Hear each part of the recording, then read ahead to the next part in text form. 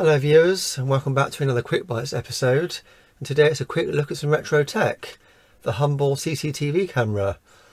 This is one of those devices that we pass by in our lives every day, and they've probably been in our lives now for over 40 years that we know about. This is quite a large one. It's all metal construction apart from the back and the front. I think it's from around the 1970s, very early 80s. It's made by IKEGAMI in Japan. Japanese, so it's very well made. On the back there you've got your target, focus and beam adjustments, a fuse because it's got its own built-in power supply, power button, and the composite video output, which is the old style one. On the front there is your C lens mount, and you can just see the pickup tube. This is before CCD, so it has a vacuum tube in there.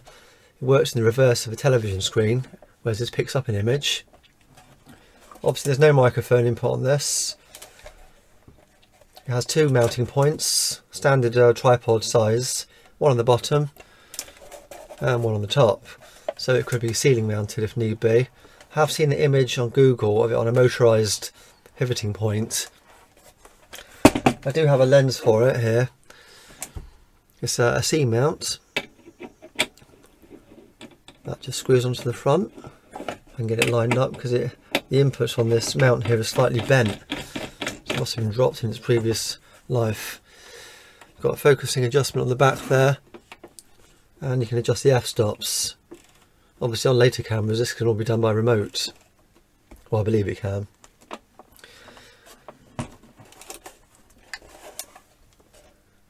Serial number is 515, so it's quite a low one.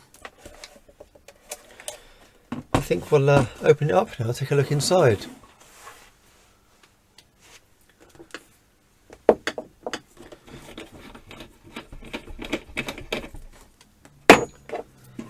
It's got two screws on the top.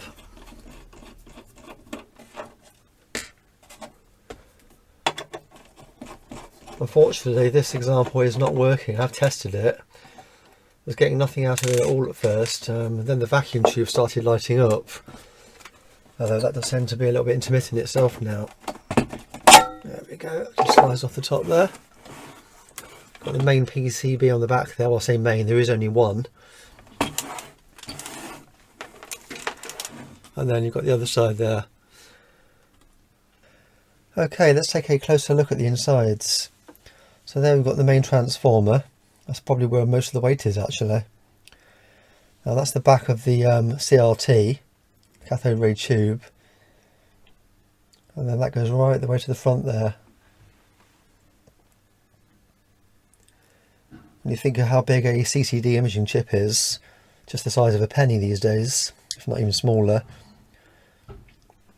I've not spotted any ICs in this at all. It seems to be fully transistorized, and there was a heck of a lot of capacitors in there, and I bet a lot of those are probably past their use by date. Well, here's a picture of the vacuum tube lit up. When I first plugged the camera in, it wasn't doing much at all. I was getting just a grey picture with some interference, and the tube wasn't lighting up. But I left it on soak test for a couple of hours, and I noticed that the tube had suddenly lit up purple. Now, I've never owned a black and white TV camera before, so I don't know if that's normal for them to be purple, because normally they're sort of red or orange on the colour ones. But since I took that photograph, it's only partially lighting up. I'm not getting much out of it at all now. I do suspect that a lot of those capacitors have probably failed now, and one day I may do a separate video on restoring this camera, because it would be interesting to see what the picture quality was like back then. Well, I think that's just about it now for this video. As always, thanks for watching, and until next time, I'll be seeing you.